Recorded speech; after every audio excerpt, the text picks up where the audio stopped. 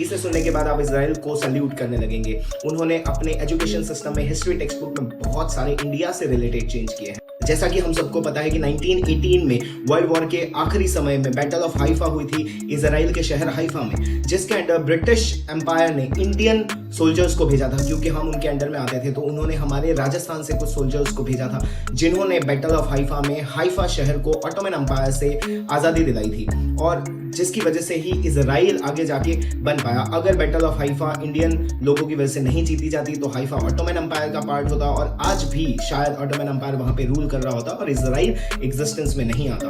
तो इसी वजह से उन्होंने इस चीज को रिमार्केबल बनाते हुए इंडियन सोल्जर्स के, इंडियन लोगों के कंट्रीब्यूशन को अपनी नई फ्यूचर जनरेशन को बताने के लिए चेंजेस किए हैं, जिसकी वजह से इंडिया को बहुत ज़्यादा जियोपॉलिटिकल अचीवमेंट मिलता है। इंडिया का जियोपॉलिटिकल स्तर बहुत ज़्यादा ऊंचा हो जाता है, और अब उन्होंने फाइनली कह दिया है कि वो अंग्रेज नहीं थे, वो भारतीय थे, जिन्होंने बैटल ऑफ हाइफा में हाइफा को आज़ाद कराया था ऑटोमन एम्पायर से। कमेंट करिए अपने थॉट्स इजराइल के इस मूव के बारे में, और सब्सक्राइब करें बियॉन्ड बॉर्डर्स भारत को फॉर मोर जियोपॉलिटिकल अपडेट्स।